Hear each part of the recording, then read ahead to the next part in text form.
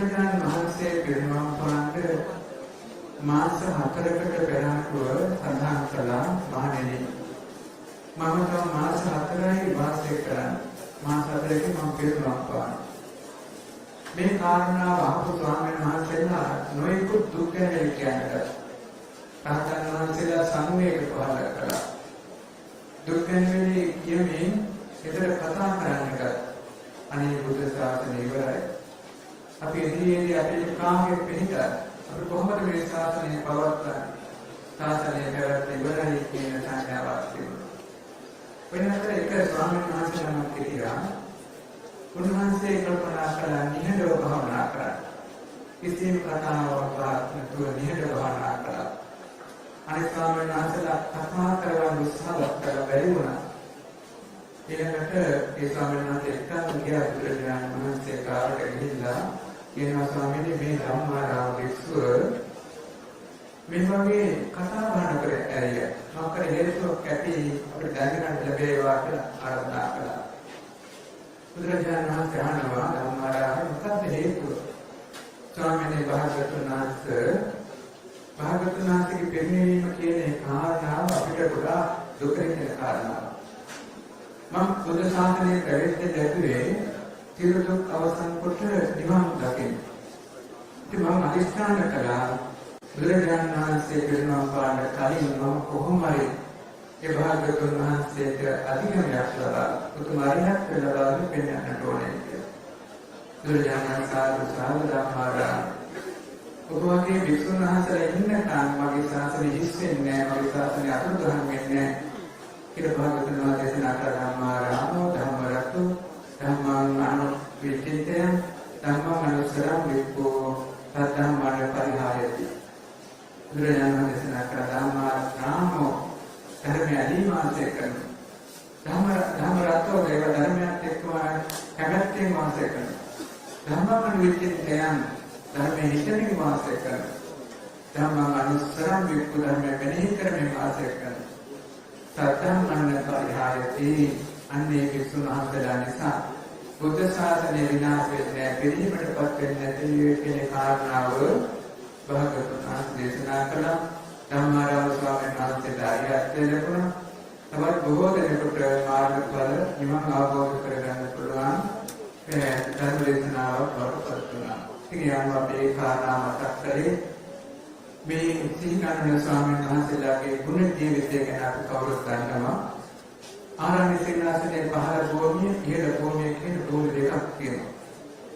ඒත් ඉහළ භූමියට යන්නේ පහළ භූමියෙන් කොහොමවත් ලැබපු වැඩි ධර්මයේ කුමෙන්ද අවශ්‍ය ස්වාමීන් වහන්සේලා ඉහළ භූමියට ගිහින් නිහඬව අර ධම්මාරාම ස්වාමීන් වහන්සේ වගේ නිහඬව භාවනා කරනවා.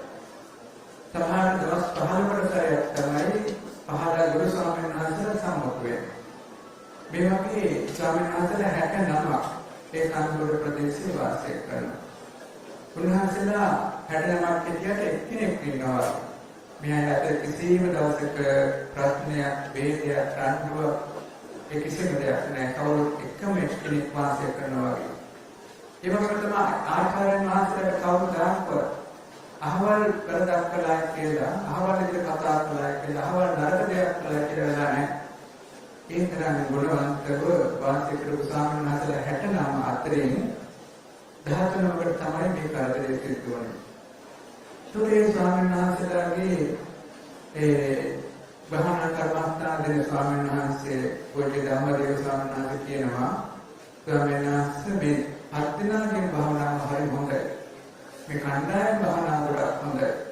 මේ හතර අතර ස්වාමීන් වහන්සේලා කීප දෙනෙක්ම සමාධි ආදී දේවල් ගොඩක් හොඳයි. ගොඩක් තියෙනවා. ඉතින් ඒ වගේ විදේශික ස්වාමීන් වහන්සේලා තෝරනම අලු එනකොට කෙනෙකුගේ භාවනාව හොඳට හැදීගෙන ආවේ. ඒ වගේ ශ්‍රේෂ්ඨ ස්වාමීන් වහන්සේලා පිරිසක් කියනික ස්වාමීන් වහන්සේ මතක් කළා. ඉතින් අපි දන්නේ මේ ස්වාමීන් වහන්සේලා යම් බඳු විශේෂ අධිකමයක් ලැබුවා කියන එක අපිට කියලා නැහැ. නමුත් අපි විශ්වාස කරනවා. සියයක් නෙමෙයි දහස් වාරයක් විශ්වාස කරනවා මේ ස්වාමීන් වහන්සේලා පූර්ණ ප්‍රතිපත්ති ශක්ති බලයෙන් මම හිතනවා මේ ජීවිතේ නෙමෙයි සංසාරේ වසරත් එක්කම සමුදාවත් දුගති ආත්මයට නාපත් වෙන්නේ නැහැ කියන විශ්වාසයක් කරනවා. ඒ තරම් හොඳට මේ ටිකේ කාලය තුළ ගුණධර්ම පූර්ණ කළා. ගුරුවරුන් බොහෝම කීකරු. ඒ වගේම තමයි ගුරුවරුන් පමණක් නෙවෙයි සත්‍යප්‍රචාරයෙන් මාත්‍රයට බොහෝම කීකරු වෙයි. ඒ වගේම බොහෝම දක්ෂයි. ඊපනමක් හිටියා ගොඩාක් දක්ෂයි. සිංහල ඉංග්‍රීසි භාෂා ආදී අධ්‍යාපනයන්ගෙන් හොඳට ගැඹුරට ගිහිපුවා. ඉතින් සාසනයට මෙවැනි අය හිටියා නම් තව අවුරුදු 10ක් 15ක් යනකොට හොඳ ශාසනික සේවාවක් සිදු වෙන මේ ශිෂ්‍ය පිරිස. ඒ නිසා අපේ ශාසනික පැත්තෙන් අපිට විශාල සංවේගයක් තියෙනවා.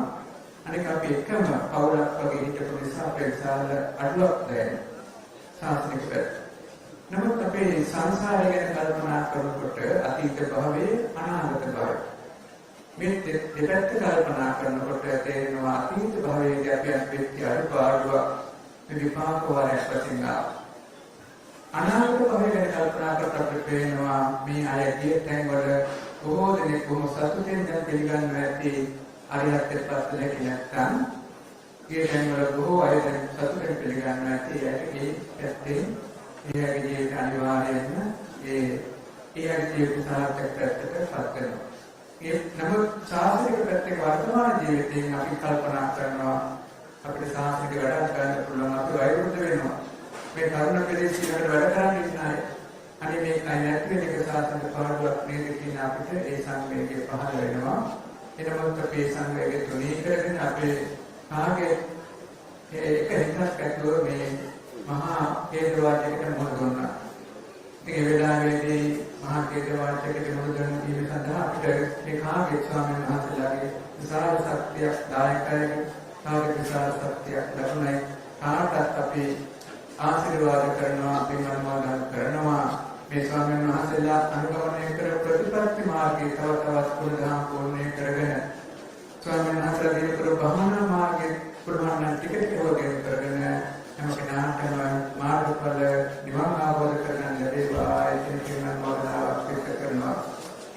ඒ වගේම පොඩි කාරණාවක් මතක් කරගන්න ඕන විදිහට අදහස් තියෙන නිසා මේ කන්ද පහමර නිසා තියෙන කන්ද පහමර ඉඳන් ඉහළට ගමන් කරන්න ඔය කේබල් යන්ත්‍රයක් නැත්නම් ඩක්කෝ කියන යන්ත්‍රයක් හැදෙන්නේ 2003 අවුරුද්දේ තමයි නිමා වුනේ. 2002 අවුරුද්දේ 2003 අවුරුද්දේ නිමා වුණා.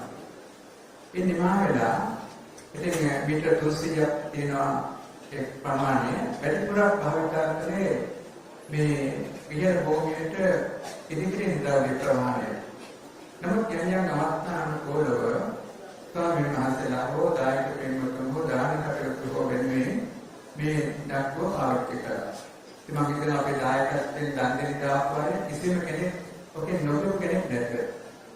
ස්වාමීන් වහන්සේලා මම හිතනවා කිසිම කෙනෙක් ඔකේ නොදොක් නැත්නම් අපි යෝගාසන. ඒ වගේම ගොඩක් පාවිච්චි කරා. ඒක ආරක්ෂිත ගොඩක් දේවල් තිබුණා. ඒවල එක ඒකේ කිලෝ මෙතන ටොන් 10කට බලාගෙන ඉන්නවා කේබල් එක. නමුත් ටොන් එක උපරිම කරගෙන තමයි පාවිච්චි කරේ. උපරිම ටොන් එකක් කඩලා පාවිච්චි කරේ. ඒකට කේබල් එකෙන් 10 එකයි පාවිච්චි කරන්නේ. ඒ ආරක්ෂාව හොඳටම තිබුණා. එකම දැන් අවුරුදු 23ක් යනවා. 23 කාලෙදී තාමදාක්වත් එකම කෙනෙක්වත් කේබල් එක කැඩලා නැහැ. ඒ හේතුව අපි බර වශයෙන් කේබල් එක බලක් නැහැ. ඒ වගේම ඒ මෝටර් එක ක්‍රියාත්මක වෙන්නේ යම් දෙයකින් විදුලිය නැතුණොත් එතනම නවතිනවා මිසක් කවදාකවත් එහා මෙහා හැලෙන්නේ නැහැ. එතන බෑ යන්න පුළුවන්. ඒ වගේම තමයි යම් දෙයකින් ප්‍රමාණයට ලෝඩ් එක වැඩි වුණොත් එතන තියෙන ඉහළ වත්තම ඕවර්ලෝඩ් වත්තම නැත්නම් ප්‍රමාණය වැඩි වුණායි කියලා ලිෆ්ට් එක නවතිනවා වගේ ඕවර්ලෝඩ් වත්තමක් ඒක ක්‍රියාත්මක වෙලා එතන නවතිනවා. ඉතින් එහාට ඔක්කොම වැඩ කරන්නේ.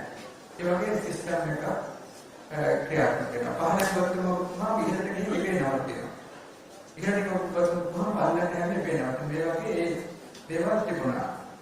එනමුත් අවුරුදු 20 ගණනක් පහළටදී උඩ ඒ ජියර් පෙට්ටිය ඒ වගේම උඩ තියෙනවා කේබල් රාම් එක අතර පොඩි ප්ලේ එකක් කරලා ඒ ප්ලේ එක නිසා තමයි මේ රිලීස් වෙලා තියෙන්නේ.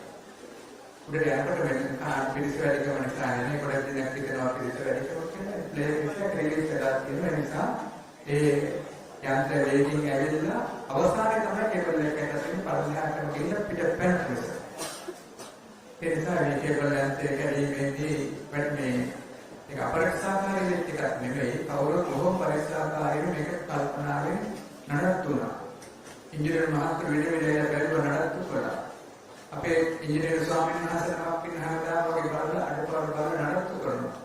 අපේ ඉංජිනේරු මහත්තුරු බසේ වැඩ කරන දායක මහත්තුරු කෙනෙක් ඉන්නවා හැමදාම පොඩි දෙයක් ආවොත් ඇවිල්ලා හදලා ඒව නඩත්තු කරනවා. කිසිම දෙයක් අඩුවක් කරන්නේ නැහැ. වටේට ගිහින් බලන්න පුළුවන්.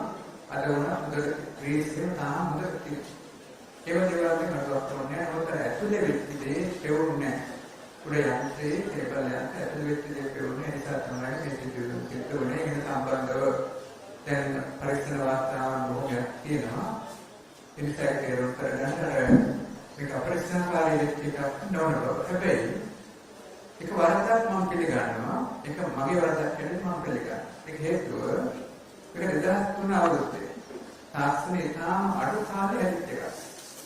ඊට වඩා තව තාක්ෂණ දියුණු කරන්න තිබ්බා ක්‍රමයක්.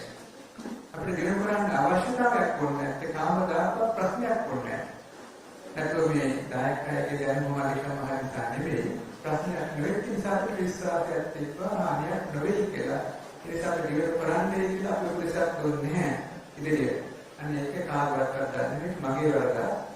ඒක නිසා මේක මේ අපේ දියුණු ප්‍රදානම් තව අධිරයකට ඒක තවදුරටත් අතිරේක සෙට් එකක් පුතලා තිබ්බම මේ දේ වෙන්නේ නැහැ.